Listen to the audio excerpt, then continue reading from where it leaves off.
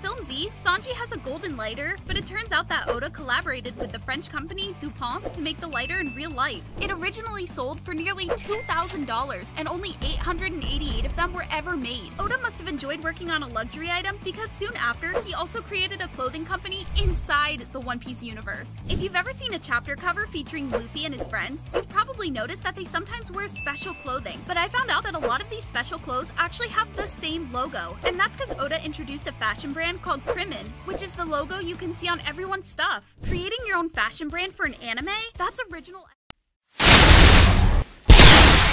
Actually have the same logo, and that's because Oda introduced a fashion brand called Krimen, which is the logo you can see on everyone's stuff. Creating your own fashion brand for an anime? That's original as heck, but not as original as the creator of One Piece secretly sneaking himself into the show. You can see his full name on the spine of a book in Nami's bookcase, and I thought that was the only Easter egg. But in the boat restaurant called Baratier, I also found his name on a mirror in the bathroom. Maybe he's one of their most loyal customers.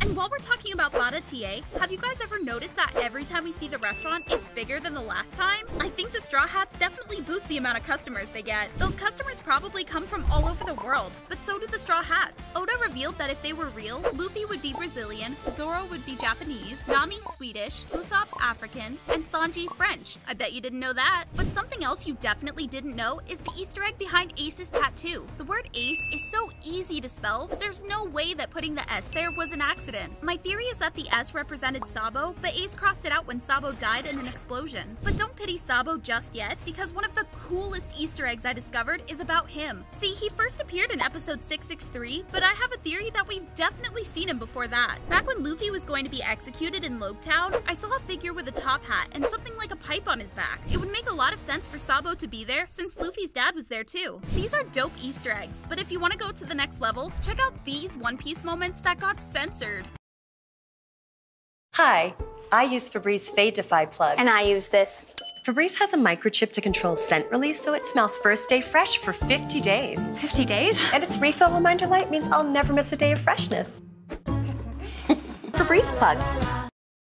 I spent the last 100 hours rereading the entirety of the Wano Country arc, breaking down everything in 5 parts to settle the debate once and for all if it was godly writing or a complete disaster. Starting with part number 1, the setting. The first thing that stands out is the design of the country of Wano itself. Seeing Wano's ruined yet beautiful landscape again with fresh eyes was a real sight to behold. After 4 years, the chapters where Luffy first set foot on Wano's soil were like distant memories, and there was a ton of new meaning in these early chapters that can be gained with the benefit of hindsight now. Just like how most locations in the One Piece world take inspiration from real life places, there's no exception here, and you can tell how excited Oda was to draw his take on Edo period Japan. He revealed that his drawing of the flower capital is one of his favorite panels in the entire series to date. We also learned that Wano consists of several different regions, each with their own daimyos as well as their own climates: Kuri, Udon, Ringo, and the flower capital. Now, all of these are separate islands joined together by bridges, and